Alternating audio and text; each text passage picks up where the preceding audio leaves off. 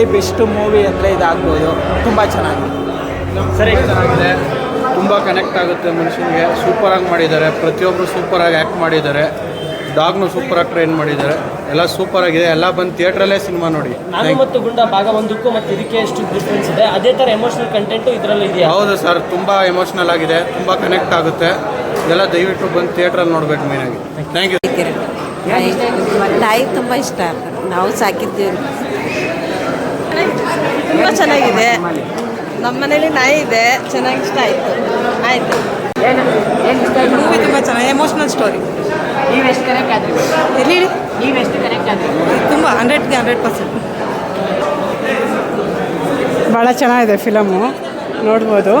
ಪ್ರಾಣಿ ಪ್ರೇಮಿಗಳಿಗೆ ಭಾಳ ಇಷ್ಟ ಆಗುವಂಥ ಫಿಲಮು. ನಮಗೂ ಇಷ್ಟನೇ. ನನ್ನ ಮಗನಿಗೆ ನಾಯಿ ಅಂದರೆ ಭಾಳ ಇಷ್ಟ. ಬಟ್ ನಾನು ಅವಾಯ್ಡ್ ಮಾಡ್ತಿದ್ದೀನಿ, ಎಲ್ಲೋ ಒಂದು ಕಡೆ ತಪ್ಪು ಮಾಡ್ತಿದ್ದೀನಿ ಅಂತಲೂ ಫೀಲಿಂಗ್ ಆಗುತ್ತೆ. ಬಟ್ ಅದೇ ನೋಡ್ಕೊಳ್ಳೋಕೆ ಟೈಮ್ ಇಲ್ಲ ಅನ್ನೋದಕ್ಕೋಸ್ಕರ ಇದೀನಿ. ಬಟ್ ಫಿಲಿಮ್ ನೋಡಿದಾಗ ಪಾಪ ಬೇಕು, ಒಬ್ಬೊಬ್ಬರೇ ಮಕ್ಕಳಿರೋರಿಗೆಲ್ಲ ಪ್ರೀತಿ ಬೇಕು ಅಂತ ಅನಿಸುತ್ತೆ. ಪ್ರಾಣಿಗೆ ಕೊಟ್ಟರೆ, ಸ್ಪೆಷಲ್ ಮಕ್ಳಿಗೆ ಕೊಟ್ಟರೆ ಅದು ಒಂಥರ ಅದೆಲ್ಲ ಹೇಳೋಕ್ಕಾಗಲ್ಲ. ಸೂಪರ್ ಫಿಲಿಮ, ಎಲ್ಲ ವಿಷಯಗಳು ಇದರಲ್ಲಿದೆ, ಆಯಿತಾ. ಈ ಸಿನಿಮಾ ನಮ್ಮವ್ರ ಥಿಯೇಟ್ರಲ್ಲಿ ಬಂದು ನೋಡಿ.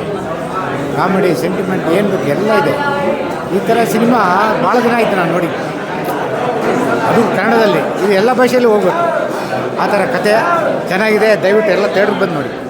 ಬಗ್ಗೆ ನಾನು ಎಷ್ಟು ಹೇಳಿದರೂ ಅದು ತೀರ್ದು. ಪ್ರತಿಯೊಂದರಲ್ಲೂ ಕೂಡ ಯಾವುದರಲ್ಲೂ ಕಡಿಮೆ ಮಾಡಿದ್ದಾರೆ ಅಂತಲೇ ಹೇಳೋಂಗಿಲ್ಲ, ಅಷ್ಟು ಚೆನ್ನಾಗಿ ಮಾಡಿದ್ದಾರೆ ಮೂವಿನ. ಸೊ ನಮ್ಮ ಮಧ್ಯೆ, ಜೀವಿಗಳ ಮಧ್ಯೆ ಇರೋಂಥ ಸಂಬಂಧನ ಎತ್ತಿ ತೋರಿಸಿದ್ದಾರೆ. ಅದನ್ನು ದಯವಿಟ್ಟು ಚಿತ್ರಮಂದಿರದಲ್ಲಿ ಬಂದು ನೋಡಿ. ಸೊ ಪ್ರೋತ್ಸಾಹಿಸಿ.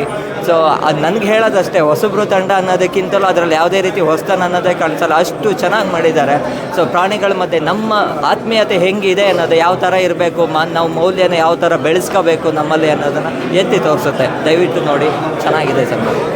ನಾನು ಮತ್ತು ಗುಂಡ 2 ಅಂತ, ನಾನು ಮತ್ತು ಗುಂಡ ಥರನೇ ಒಳ್ಳೆ ಸೆಂಟಿಮೆಂಟ್ ಕೊಟ್ಟಿದ್ದಾರೆ ಫಿಲಮಲ್ಲಿ. ರಾಕೇಶ್ ಅಡಿಗೆ ಸರ್ ಹತ್ರ ಸೂಪರಾಗಿ ಆ್ಯಕ್ಟಿಂಗ್ ಮಾಡಿದ್ದಾರೆ. ನಾನು ಮತ್ತು ಗುಂಡ ಒಂದು ಫ್ಯಾಮಿಲಿ ಎಂಟರ್ಟೈನ್ಮೆಂಟ್ ಮೂವಿ. ಎಲ್ಲ ಫ್ಯಾಮಿಲಿ ಸಮೇತ ಬಂದು ನೋಡಿ.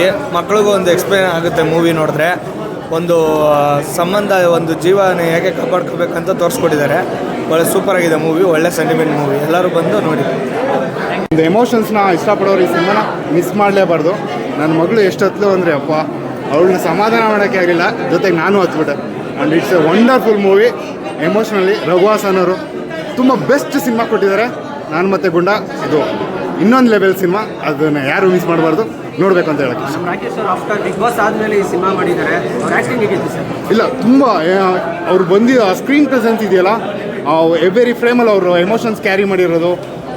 ಗುಂಡ ಬೇಕು ಅನ್ನೋ ಒಂದು ಇದಿತ್ತಲ್ಲ, ಕಾತರ ನನ್ನ ಸಿಕ್ಕೇ ಬೇಕು, ನನಗೆ ಬೇಕು ಅನ್ನೋದು, ಅದು ವಂಡರ್ಫುಲ್. ರಘುಹಾಸನ್ ಸರ್ ಅದನ್ನ ಫ್ರೇಮ್ ಟು ಫ್ರೇಮ್ ವರ್ಕ್ ಮಾಡಿದ್ದಾರೆ. ಸಿನಿಮಾ ತುಂಬ ಚೆನ್ನಾಗಿದೆ. ಎಮೋಷನ್ಸು ಮತ್ತು ಕಾಮಿಡಿ ಓರಿಯೆಂಟೆಡ್ ಮೂವಿ ಆಗಿದೆ.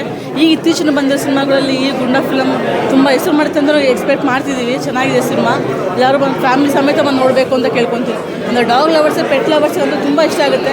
ಈಗಿರೋ ಇದ್ರ ಜನ್ರೇಷನ್ಸ್ ಹುಡುಗರು ಎಲ್ಲ ನೋಡಬೇಕು. ಒಂದು ಲೈಕ್ ಪ್ರಾಣಿಗಳನ್ನ ಹೇಗೆ ನಾವು ಎಮೋಷನಲ್ ಟ್ರೀಟ್ ಮಾಡಬೇಕು ಅನ್ನೋದು ಸಿನಿಮಾ ತುಂಬ ಚೆನ್ನಾಗಿ ತೋರಿಸಿದ್ದಾರೆ. ಕನ್ನಡ ಸಿನಿಮಾ ಚೆನ್ನಾಗಿದೆ, ಎಲ್ಲ ಬಂದು ನೋಡಬೇಕು ಅಂತ ಹೇಳ್ಕೊತೀವಿ.